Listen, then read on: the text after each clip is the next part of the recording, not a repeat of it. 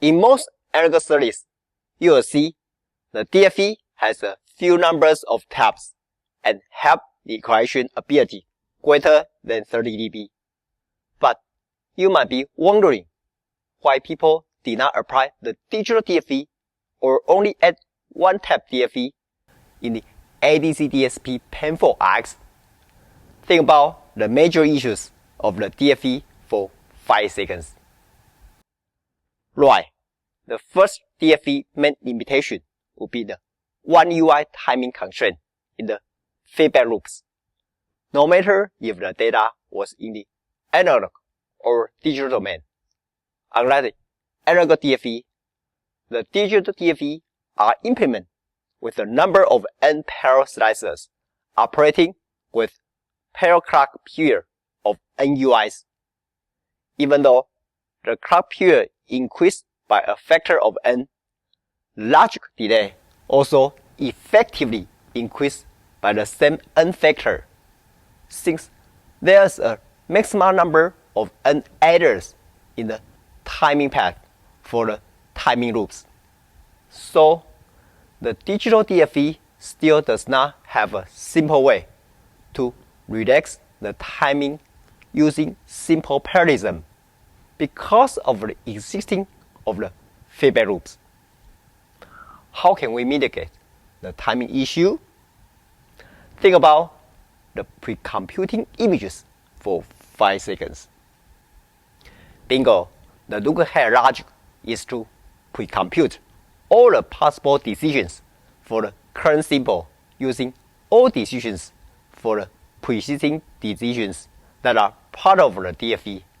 Then there are 2 to the power of n pre-computing decisions for NRZ and 4 to the power of n pre-computing decisions for PAM4 in the NUI timing paths. Fortunately, we can remove the adder from the loop critical path, as we can pipeline the pre-computations. So, the critical path in the loop primarily contains a few 2 to 1 marks for NRZ and a few 4 to 1 marks for PAM4. Let's look at a digital DFE example. This block diagram shows the PAM4 DFE look-ahead logic running at 1/32 parallel clock rate. After the third-meter to binary conversion, the digital logic performs a selection of pre-calculated look-ahead signals. Then we can reduce the total delay in the critical path of the final data selection to 6 4 to 1 marks, plus required setup time, plus clock to queue delay in the mark rate lines, plus some present route parasitic routing delay, which we could meet the timing in a single cycle. Therefore, the look-ahead logic indeed help the digital DFE to close the feedback timing, but it's only 1-tap DFE. Do you see any issue? Yes. Second, complexity.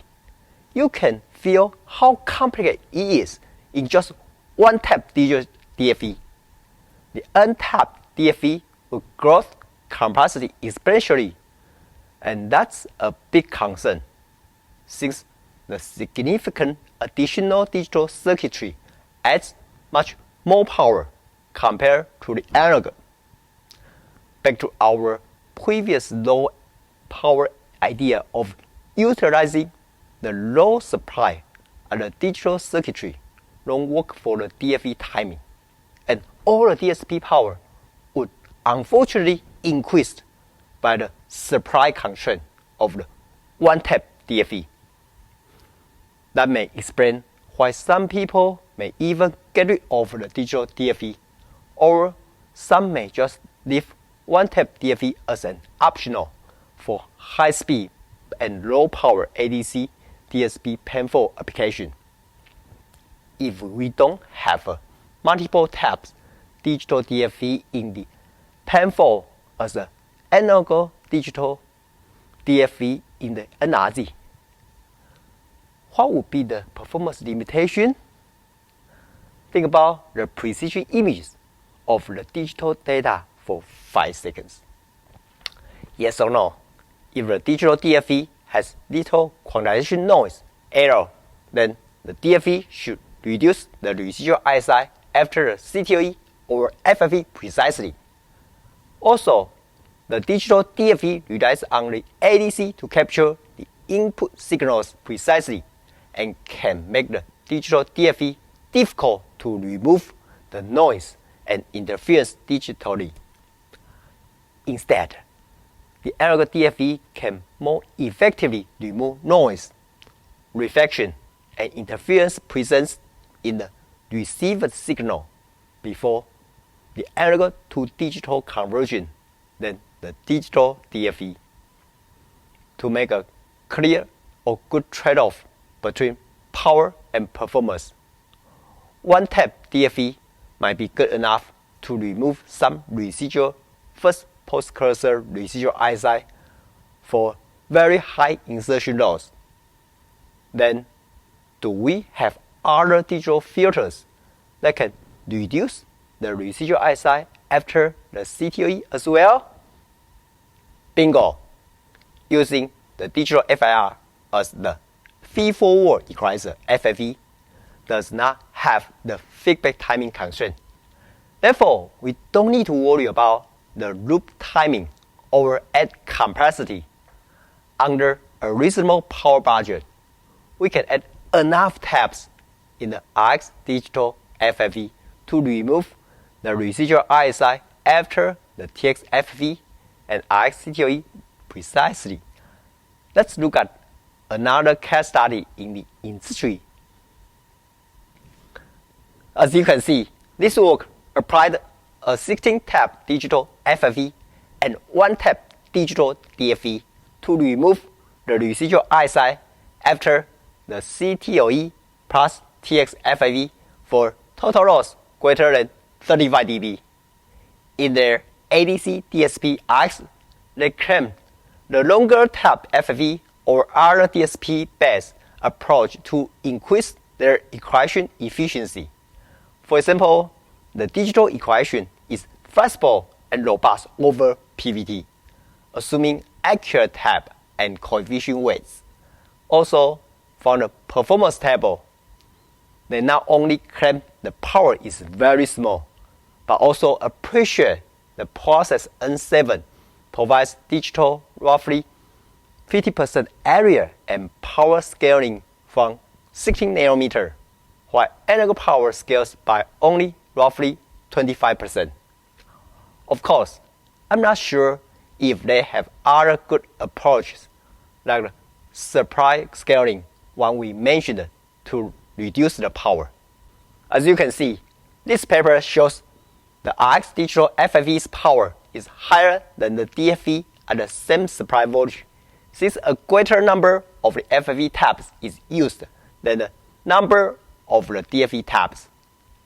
Fortunately, FFE may still work in their timing, even if the supply goes down to nearly 0.55 volt. But the DFE may fail if the supply is decreased to close 0.9 volt.